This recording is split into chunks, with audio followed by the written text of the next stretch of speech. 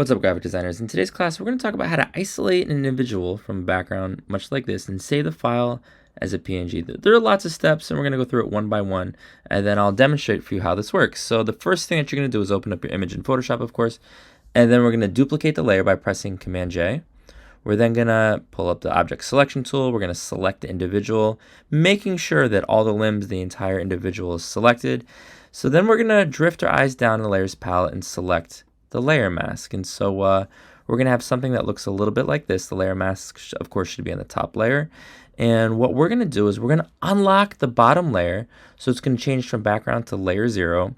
And we're going to drop the opacity to 0%. So it's completely invisible. And you'll notice when we do that, like along the perimeter of the individual, there's still a little bit of green, and we're going to want to get rid of that. And to do that, we're going to press the letter M, and then we're going to pull up the select and mask function. And under global refinements, which you should see right there, we're going to be changing three things: smooth, contrast, and shift edge. So we're going to be boosting the smooth and contrast. We're going to be reducing shift edge. Maybe, shift edge, maybe negative 60%. You're going to press OK. And then what we're going to do is we're going to zoom in on the face, and you're going to check out the status of the hair. And we're going to increase the opacity of that bottom layer, layer 0, from 0% to about 60%. And so this is going to help us identify what areas we want to bring back. So we're going to switch to the layer mask, and then we're going to use a selection tool, probably the polygonal lasso. But if it's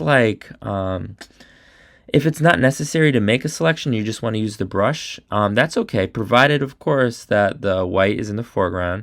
And so if you do make a selection, you're just going to paint over that with a white brush. Otherwise, if you're just sort of, if the hair is sort of like soft or curly, maybe you don't want a selection, you just want to brush around. And you're going to repeat as necessary until it looks good. And you're going to zoom out. You're going to take a look at the entire visual. You're going to save as a copy and then as a PNG. And congrats, you did it. Let's see what this looks like in practice. So the first step is going to be to press Command J to duplicate that layer. I'm looking at the layers palette. We got layer 1. I'm now going to pull up the object selection tool, and this is just a rectangular selection, and it looks a little bit like this. And it's processing, and this doesn't look bad. So the next step is to pull up the layer mask, and actually we could also drop down the opacity on the background layer. So to do that, we're going to unlock, drop the opacity, and so now we got a little something that looks like this. And here is what I know. Just like before, we see green along the edge, and it's a little, it's a little pixelated. It doesn't look super crisp. Likewise up here, we're going to need to maybe adjust some of the masks, and that's okay. So what we're going to do is press the letter M. I'm going to do select and mask. I'm checking out the global refinements. I'm going to boost the smooth. I'm going to boost the contrast. The shift edge is at 0%. I'm going to drop it to negative 60, and I'm taking a look. It's processing, and I'm going to drop it even further, and that looks great. So I'm going to press OK. And so here's what I know. I'm going to look down. I'm looking up. This looks not bad. I'm going to zoom in on the face. What's up, Steven? What are you saying over here? And what I'm going to do is on this layer 0, the bottom layer, I'm going to increase the opacity to about 60%. And you know what, guys? Like from 0% to 60%, I can see right there on either side of his head beneath his ears. We're going to want to return, bring back some hair. So to do that, we're going to make sure that white is in the foreground. And in the other image, it was really critical that we used the polygonal lasso. I don't think that's absolutely critical right here, but I'm just going to demonstrate how it works. So we're going to make a selection. We're going to switch to the layers mask itself. I'm going to press B for brush.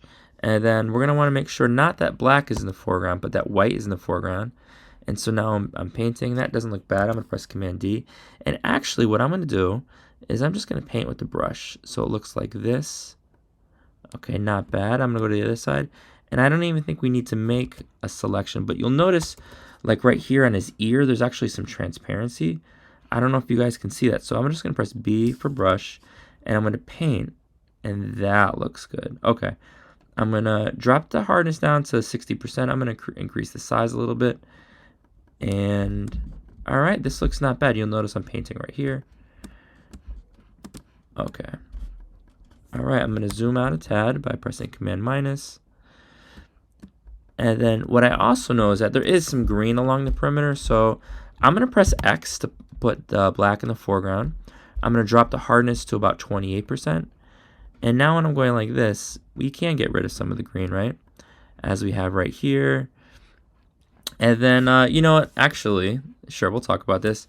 We want to get rid of some of the green right there. How can we do that? Well, I'm going to switch off of the layer mask onto the image itself. I'm going to press the letter S. For the clone stamp tool, I'm going to increase the size, increase hardness to about 41%. Sure. I'm going to hold Option. I'm going to define an origin point. And now we're getting rid of some of that hair by sort of copying over it, right?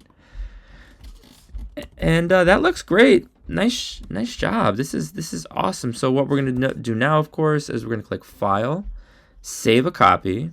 We're going to change it from format to from JPEG to PNG, and we're going to save, in this case, it's going to be, actually, we'll do Stephen W and then Drozd cut out, and this is 1. We'll do V1, V2, V3. This is just 1. Ladies and gentlemen, I hope this was informational for you. You're going to follow these steps. If you need any help or any questions, talk to your neighbor. Raise your hand and let me know. Thanks, guys.